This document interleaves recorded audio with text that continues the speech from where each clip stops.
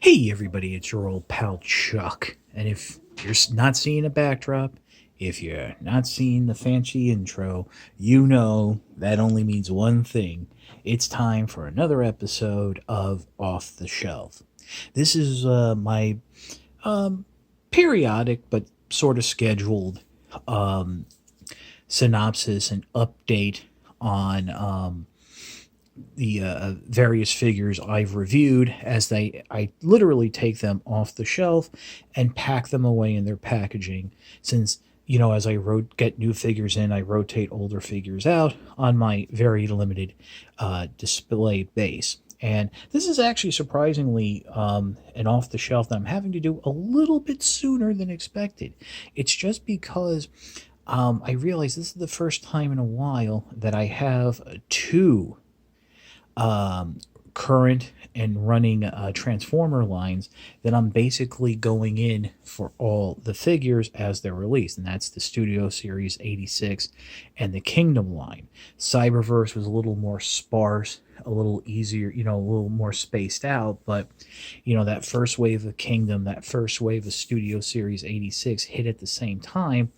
And as I've said, I've been trying to do like a little display of the Studio 86 figures just because I find them to be so incredible. I mean, hit after hit, masterpiece buster, masterpiece buster. So what we have here are like basically, I think this is one of the few times in the off the shelf that we're going to have a bunch of figures that are just so incredible and that they're literally coming off the shelf because I need the space. And I think we're going to start off with the oldest reviews, and that would be the Wave 1 core class figures down here. Now, of course, here we have off to the side the buzzworthy Bumblebee, which I think is a core class figure. And as you can see, it actually is smaller than Rat Trap and smaller than Optimus Prime. So I really think that is meant to fit in with that core line. And of course, as the year goes on, we'll see these figures again once the Arc playset is released, because I feel the core class is really what are really meant to go with the Arc. Next up would be the current wave of Cyberverse Deluxe figures. We have Prowl, Shockwave, Soundwave, and Starscream. Again, three fantastic figures, especially with Prowl and Starscream, which I think Starscream, ultimately being the top of the shelf and just being fantastic figures. Again, if you remember, these kind of leaked out on the side. We never really got an official announcement, I don't think, until well after people were finding them in stores. But the inclusion of the blast effects, the extra articulation, I think the closest screen accurate Starscream we've gotten is just a great figure. And then finally here, the buzzworthy Bumblebee, a really fun figure. It's interesting to note, last time I went to Target, their Transformers section was almost completely bare. Like, just nothing, except much older stock, and even then, very sparse. But their Buzzworthy line, which I'm pretty sure this is a Target exclusive line, was well stocked, and they had plenty of these figures in. And now I was considering leaving this figure out with the movie figure, since it does come with the Spike and the exosuit here.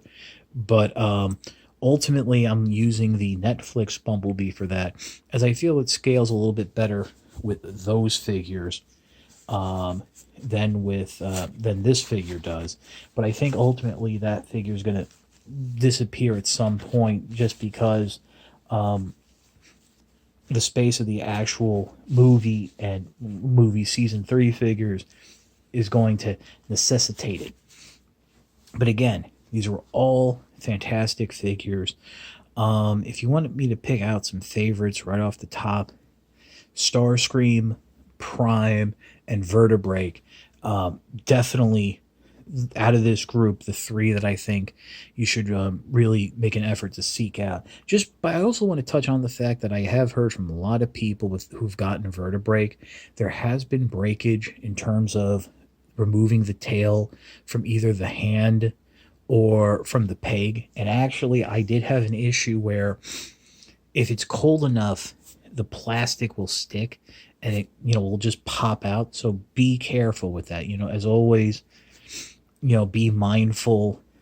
Yes, modern toys are meant to, come apart and be fixed rather easily. Pop a joint off, pop it back on, but they are using plastic that can break, and it is a bit of an issue, especially in this day and age. Trying to replace and return things can be a little bit of a headache. But yeah, that's about it.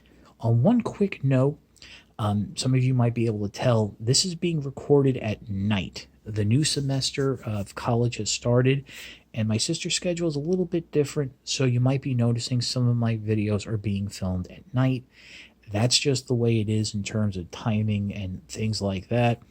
Of course, when I get a figure in that I really have to get out to you, in terms of algorithms and stuff like that, I'll figure something out, but just be aware of that schedule. And I do thank you for your continued support. And if you haven't, go and check out the last episode of Off the Shelf, because I noticed it's underperforming just a little, and I think it kind of got lost in the shuffle of some other reviews.